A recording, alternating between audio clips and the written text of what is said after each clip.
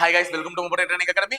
So எல்லாம் okay தானே? PC exam. So அடுத்து என்ன பிசிக்கல் பண்ணலாம் தானே? முப்படை பயிற்சி மையத்தின் 3 கிளைகளிலும், அதாவது விருதுநகர், திருச்சி மற்றும் வேலூர் 3 கிளைகளிலும் உடற்தகுதி பயிற்சிக்கான வகுப்புகள் எப்போது துவங்க இருக்குதுன்னு பாத்தீங்கன்னா வரக்கூடிய 12ஆம் தேதி. ஸோ 12/11/2025 தேதி முதல் முப்படை பயிற்சி மையத்தின் 3 கிளைகளிலும் உடற்தகுதி பயிற்சிகளுக்கான வகுப்புகள் தொடங்க இருக்குது. ஸோ தங்கும் மற்றும் உணவு வசதியுடன் கூடிய நம்பர்ஸ் ஓகேங்க. உங்களுக்கு கான்டாக்ட் நம்பர்ஸ் கொடுத்துருக்கோம். உங்களுக்கு எதனா பிசிக்கல் டீடைல்ஸ் பத்தி டவுட்ஸ் வேணும்னா இந்த கான்டாக்ட் நம்பர்ல நீங்க கான்டாக்ட் பண்ணி கேட்டுக்கலாம். ஸோ லேட் பண்ணாதீங்க, உடனடியா ஸ்டார்ட் பண்ணுங்க. தயவு செஞ்சு ஸ்டார்ட் பண்ணிடுங்க. அப்பதான் நம்மளால என்ன பண்ண முடியும்னு பாத்தீங்கன்னா பிசிக்கலியும் வந்து ஈஸியா வந்து டேக்கிள் பண்ணி வெளியே வர முடியும். ஓகேங்களா? ஹாய் கைஸ், வெல்கம் டு முப்படை ட்ரைனிங் அகாடமி. ஸோ தமிழ் பார்த்துட்டு தான் வந்திருப்பீங்க. இன்னும் வெயிட் பண்ணாதீங்க. இந்த மார்க்ஸ் இருந்தா போதும், பிசிக்கல் ஸ்டார்ட் பண்ணுங்க. கட் ஆஃப் அப்புறமா பாத்துக்கலாம். ஸோ கட் ஆஃப் பத்தி ஏன் நான் சொல்லல அப்படின்னு சொல்லிட்டு பாத்தீங்கன்னா, கட் ஆஃப் உடனே நம்மளால ப்ரெடிக்ட் பண்ண முடியாது. ஏன்னா கொஸ்டின் பேப்பர் வந்து நீங்க நினைக்கிற மாதிரி it's not a very easiest question paper, it's not a very toughest question paper. அதாவது கடினமும் இல்லை, அதே நேரத்தில் சுலபமும் இல்லை. It's a moderate question paper. அப்ப 2022 2023 இந்த 2 வருட தேர்வுலையும் தேர்ச்சி பெற்றவர்கள் அது ஒரு எளிமையான வினாத்தாளா தான் இருந்தது. ஓரளவுக்கு எல்லாராலையுமே பண்ண முடிஞ்சது, அதனால தேர்ச்சி பெற்றாங்க. ஆனா இந்த வருஷம் கொஸ்டின் பேப்பர் நான் வந்து ரொம்ப டஃப்லாம் சொல்லிட மாட்டேன், அதுக்குன்னு ரொம்ப ஈஸின்னு சொல்லிட மாட்டேன். ஓரளவுக்கு மாடரேட், அதாவது படிச்சதை வந்து அப்ளை பண்ற மாதிரி இருந்தது கொஸ்டின் பேப்பரே தவிர படிச்சதை அப்படியே போயிட்டு வாந்தி எடுக்கிற மாதிரி கொஸ்டின் பேப்பரை செட் பண்ணல. சரிங்களா? நான் படிச்சுட்டேன், இதான் ஆன்சர் அப்படின்னு சொல்லிட்டு யாராலையுமே மார்க் பண்ண முடியாது. படிச்சதை அப்ளை பண்ண முடியும். அது மட்டும் இல்லாம 2-3 கொஸ்டின்ஸ்க்கு கிட்டத்தட்ட நிறைய கொஸ்டின்ஸ்க்கு கான்ட்ரவர்சி இருக்கு. அந்த கரண்ட் அஃபேர்ஸ் கொஸ்டின் கூட கான்ட்ரவர்சி இருக்குங்க. தட் மீன்ஸ் அந்த ஸ்ரீஹரிகோட்டால அமைஞ்சது அந்த இதெல்லாம் கேட்டிருந்தாங்கல்ல.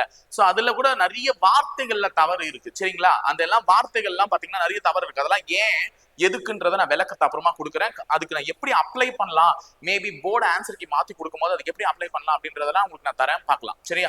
அதுக்கு முன்னாடி நிறைய பேர் வந்து இந்த எக்ஸாம்ஸ் வந்து நிறைய பேர் நான் சொல்றேன் நிறைய பேர் வந்து மாடரேட்டா தான் எழுதியிருக்காங்க. அதனால நீ வந்து எல்லாருமே 67 எடுத்துட்டு இருப்பாங்க, எல்லாருமே 70க்கு 70 எடுத்துட்டு இருப்பாங்க, பாக்குறவங்க அப்படியே பெருசா 70க்கு 70 எடுத்துட்டு இருப்பாங்கலாம் நினைக்காத. யாருமே 70க்கு 70 போட்டிருக்க வாய்ப்பே இல்லைங்க கண்டிப்பா. ஏன்னா நிறைய கொஸ்டின்ஸ் வந்து ட்விஸ்ட் அண்ட் டர்ன்ஸோட தான் அமைஞ்சிருக்கு. ஸோ எல்லாருடைய மேக்ஸிமம் மார்க்ஸுமே ஒரு 67 68ல இருந்து தான் தொடங்க ஆரம்பிக்குமே.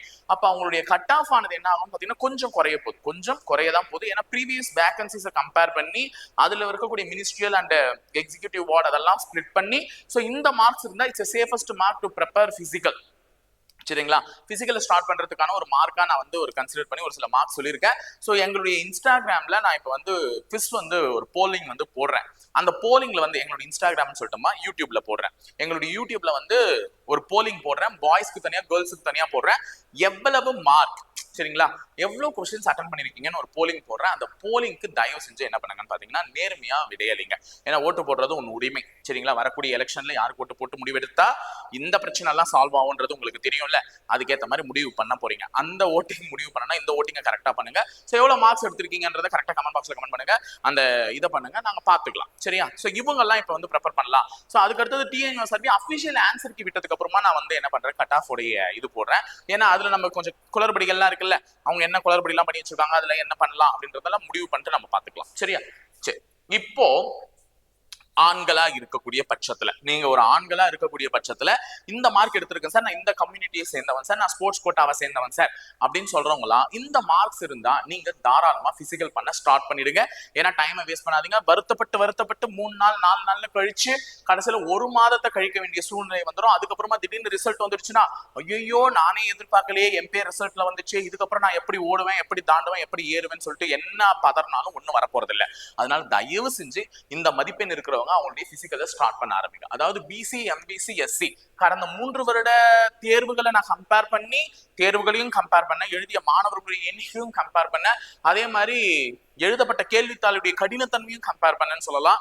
நெக்ஸ்ட் அந்த 3 வருடத்துல அந்த கட் ஆஃப், அந்த வேகன்சியினுடைய கூடுதல் அதெல்லாம் இருக்குல்ல, அதெல்லாம் கம்பேர் பண்ணி தான் சொல்லியிருக்கேன்.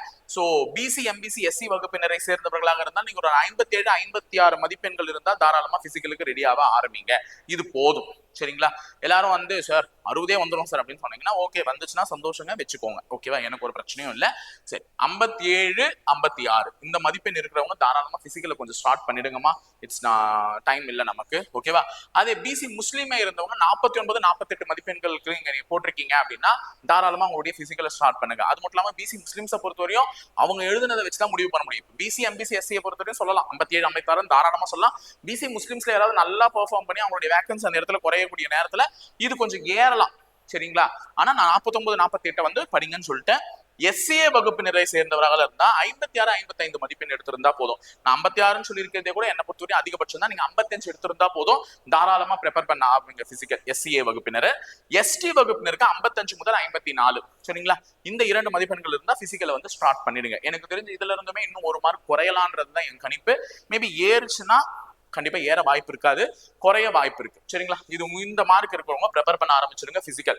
சோ ஜெனரல் கேப்பிங் உடனே நான் ஜெனரல்னா நீங்க பிசி கம்யூனிட்டிக்கு வரக்கூடிய அதே கட் ஆஃப் ஃபாலோ பண்ணிக்கோங்க, சரிங்களா? சோ இது எல்லாமே ஆண்களுக்கு ஓப்பன் கோட்டால இருக்கிறவங்களுக்கு. போத் PSTM அண்ட் நான் PSTM. நான் PSTM சார், நான் PSTM சார் அப்படிலாம் கேட்கறவங்களா கிடையாது. நான் PSTM இருந்தாலும் சரி, PSTM இருந்தாலும் சரி, இதை உட்காந்து பாத்துக்கோங்க, சரியா? இதுதான். அடுத்து ஆண்கள் ஸ்போர்ட்ஸ் பிரிவினை சேர்ந்தவரா இருந்தா 42 43. நான் இந்த எக்ஸிகியூட்டிவ்க்கும் சொல்ல, மினிஸ்ட்ரியலுக்கும் சொல்லல, ஏன்னா அவங்க தான் வாரிசு கோட்டாவின் அடிப்படையில வேலை வாங்குறீங்கல்ல. சோ அதுங்க மார்க் எவ்வளவு எடுத்திருந்தா என்னங்க, நீங்க பார்த்து வாங்கிக்கோங்க. இவங்க எல்லாம் தான் கஷ்டப்படுற பிள்ளைங்க, அவங்களுக்கு சொல்லிட்டேன், சரிங்களா? ஸ்போர்ட்ஸ் கோட்டாவா இருந்தா 42ல இருந்து 43 மதிப்பெண்கள் பெற்றிருந்தால் நீங்கள் வந்து என்ன பண்ணுங்க, தாராளமா அப்ளை பண்ணுங்க. எக்ஸிகியூட்டிவ் மினிஸ்ட்ரியல் வார்டுக்கு இதை விடவும் கட் ஆஃப் கம்மியா தான் இருக்கும். சோ அதுக்கு திருப்பி கமெண்ட்ல வந்து கேட்காதீங்க. சோ அதனால தான் சொல்லிடுறேன், இப்பயே முதல்ல சொல்லிடுறேன். சோ இந்த மார்க்ஸ் இருக்க ஆண்கள் ப்ரிப்பேர் பண்ண ஆரம்பிங்க. பெண்களா இருக்கக்கூடிய பட்சத்துல நீங்க கேட்டுட்டே இருப்பீங்க, BC MBC SC வகுப்பினரை சேர்ந்த பெண்களா இருந்தா 52ல இருந்து 51. என்ன சார் பசங்கள்ல இருந்து எங்களுக்கு ஒரு 5 மார்க் தான் கம்மி பண்ணிருக்கீங்கன்னா வேற என்னமா பண்றது, 5ல இருந்து 6 மார்க் தான் கம்மியா வரும். ஆனா கேர்ள்ஸ்க்கு வந்து ஒரு 52 51 50 கூட வரலாம், ஓகேவா? கேர்ள்ஸுக்கு பார்த்து பண்ணுங்க, 50 கூட வரலாம். பட் பார்த்து பண்ணுங்க, பெண்கள் எப்படி பர்ஃபார்ம் பண்ணிருக்காங்கன்றத பொறுத்து இருக்கு. சோ BC MBC SC வகுப்பினரை சேர்ந்தவரா இருந்தா 52ல இருந்து 51 மதிப்பெண்கள் பெற்றிருந்தா பிசிக்கல் ஸ்டார்ட் பண்ண ஆரம்பிச்சிடுங்க. BCM வகுப்பினரை சேர்ந்த முஸ்லிம் வகுப்பினரை சேர்ந்த பெண்களா இருந்தா 40 இருந்தா ஸ்டார்ட் பண்ணிடுங்க. SCA வகுப்பினர் 50 மதிப்பெண்கள் பெற்றிருக்க ஆரம்பிச்சிருந்தீங்கன்னா ஸ்டார்ட் பண்ணிடுங்க, சரிங்களா? அதே மாதிரி ST வகுப்பினரை சேர்ந்தவர்கள் 48 மதிப்பெண்களை பெற்றிருந்தா உங்களுடைய பிசிக்கலை வந்து ஸ்டார்ட் பண்ணிடுங்க. சோ இது எல்லாமே நான் கொடுத்திருக்கிறது பெண்களுக்கானது. சோ பெண்கள் விளையாட்டுத்துறை பிரிவில் சேர்ந்திருக்கக்கூடிய ஸ்போர்ட்ஸ் கோட்டால அப்ளை பண்ணிருக்கக்கூடிய பெண்கள் 38 39 40 இந்த மதிப்பெண்களை பெற்றிருக்கக்கூடிய தருணத்துல அவங்க வந்து அவங்களுடைய பிசிக்கலை ஸ்டார்ட் பண்றது ரொம்ப நல்லது, ஓகேவா? சோ இதுதான் கொஞ்சம் கட் ஆஃப், ஓகேவா? கட் ஆஃப்னு சொல்ல முடியாது, இது வந்து ஒரு பார்டர் மார்க். நீங்க வந்து அந்த பிசிக்கலை ஸ்டார்ட் பண்றதுக்கான ஒரு பார்டர் மார்க். சார் இவங்க இருக்கவங்க ஸ்டார்ட் பண்ணுங்க. நான் வந்து நீங்க சொல்லலாம், சார் நான் தான் கடைசி மார்க்ல இருக்கேன், நான் 24 போட்டா கூட எனக்கு வேலை கிடைக்குமா?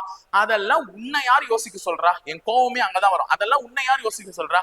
செய்யறது கரெக்டா செஞ்சா பலனை வந்து கடவுள் கொடுத்துட்டு போறாரு, உன்னுடைய இந்த பிரபஞ்சம் கொடுத்துட்டு போகுது. அதை விட்டுட்டு நீ ஏன் அதெல்லாம் யோசிக்கிற? ஏன்னா முன்னாடி போற 67 எடுத்தவெல்லாம் பிசிக்கல் நல்லா பண்ணுவான், எந்த வகையிலமா நிச்சயம்? 61 எடுத்தவன் பிசிக்கல் நல்லா பண்ணுவான், எந்த வகையில நிச்சயம்?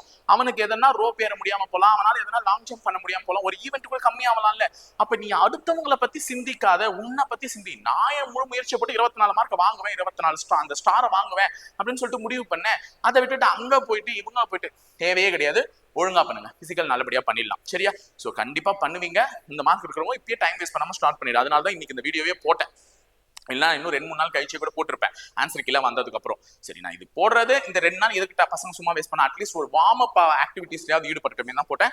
ஸோ டைம் வேஸ்ட் பண்ணாதீங்க. எஸ்ஐ மாணவர்கள் படிக்க ஆரம்பிங்க, பிசிக்கலோட சேர்த்து படிக்க ஆரம்பிங்க. ஏன்னா எஸ்ஐ எப்படி இருக்குன்றத உங்களுக்கு ஒரு டெமோ காமிச்சிட்டாங்க பிசி மூலமா. அது என்னன்றதை நான் அடுத்த வீடியோல வந்து சொல்றேன். ஸோ இணைந்திருங்கள், தொடர்ந்து பயணிப்போம் முப்படை பயிற்சி மையத்தோட. நன்றி, வணக்கம்.